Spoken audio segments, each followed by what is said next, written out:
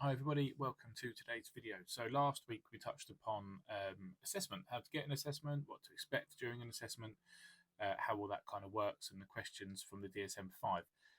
This week I wanted to have a quick look at the different types of ADHD. So there's three main subtypes that we're going to have a quick look at, and then following that I was going to break them down into a way that might make them a little bit easier to understand, because quite often ADHD comes with friends, comes with something else alongside it, and there's a really cool way using some friends from the 100 Acre Wood and another random one thrown in.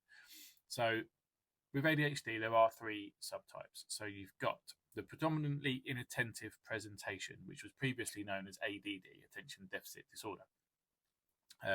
One of the acronyms for that is RHINO, so really hear in name only. So that is your inattentive presentation. So those that are kind of not really there, a bit daydreamy, not really listening, might be in class staring out the window, not really stressed, not really over anxious around anything, just that inattentive type.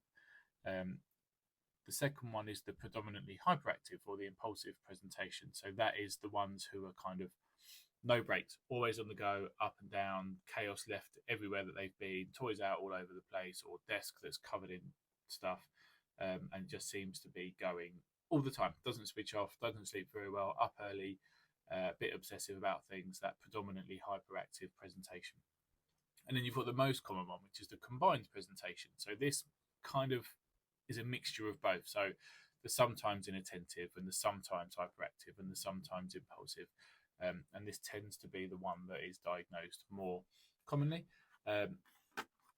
Another thing to remember with ADHD is that it does change as you get older. It does mold as we get older, as we change, as our hormones change. The structure of it can absolutely change. I'm not the same presentation of ADHD now as I was when I was little. So those are some of the three subtypes. Another way to look at it is you've got the inattentive daydreamer, which is like this guy up here, you know, sort of bumbling through life and things just sort of happen around him and nothing too major seems to cause any distractions, and there's always something there that works out and they've no real idea how that works out. But that is one way to look at the inattentive daydreamer. Then you've got the classic hyperactivity, okay, which is like this guy here. That classic figures like to bounce because that's what they do best. You know, always happy, always bouncing around, always doing something, a little bit chaotic, nothing too major, but just that's the classic, what you would call hyperactivity. Then you've got the ADHD that comes with anxiety, and that's where this guy comes in. So, you know, just that kind of overcautious, scared easily, worried about everything, making sure everyone's okay. That's that presentation of ADHD, but with anxiety. Again, this can fluctuate depending on the child, their experiences, their moods, the anxiety, the hormones and what you're doing in life. So if you're coming up to a job interview, or you're coming up to an event, or you're going on holiday, or you've got exams coming up, obviously anxiety can present with whether you've got ADHD or not, but it can be exacerbated more with ADHD because you will worry more than you normally would, and you would overthink more than you normally would. You've also got the over-focused, almost OCD type side of ADHD, which is like this one here, like rabbit. So in order to be organized, I've mentioned this in a previous video, in order to be organized, you almost have to be over-organized. So you put all of these things in place. So I've got spreadsheets for work, and I've got meal plans for meals, and I've got things in my calendars to remind me of when to do things.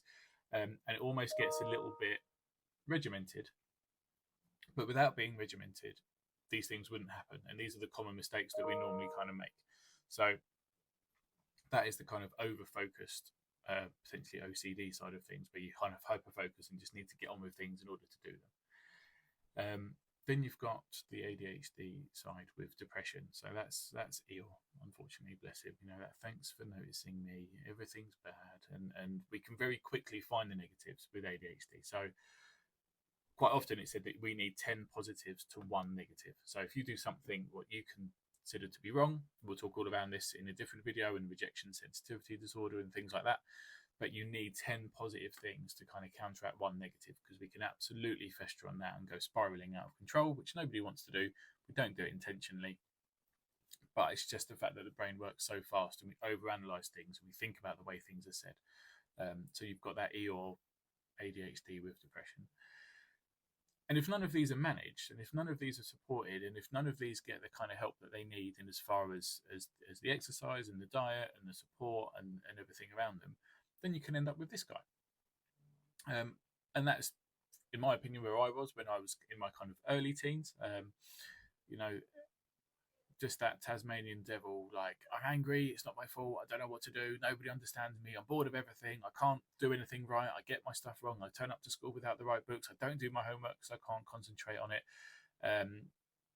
And everything just feels like you do it wrong all the time, and you just have this anger inside you because you don't know why you're doing it wrong and you don't know how to get it right. But you might see by using those characters there, hopefully up here, that you can start to assign ADHD characteristics in line with certain kind of characters and things. And it might just help you to understand the type that you may be, or the type that your kids may be, or the type that your partner or your friend or whoever it is that might be going through it could be. So yeah, that was what we wanted to cover today. Any questions, let me know. Again, if you think you relate to one of these characters or several of them, you don't just have to be one of them. It could be that you are several of them at different times throughout your life or throughout the month or throughout a day. Then let me know because I'm interested. So I would say I was mostly classic Tigger, sometimes Piglet, quite often Rabbit as well, but can easily be Eeyore. And when everything falls apart and I'm absolutely not in control of my ADHD, then Taz comes back out to play for a little while. So I don't tend to be inattentive. I think it tends to be the other ones. But let me know what you are below. And any questions, give me a shout. Cheers.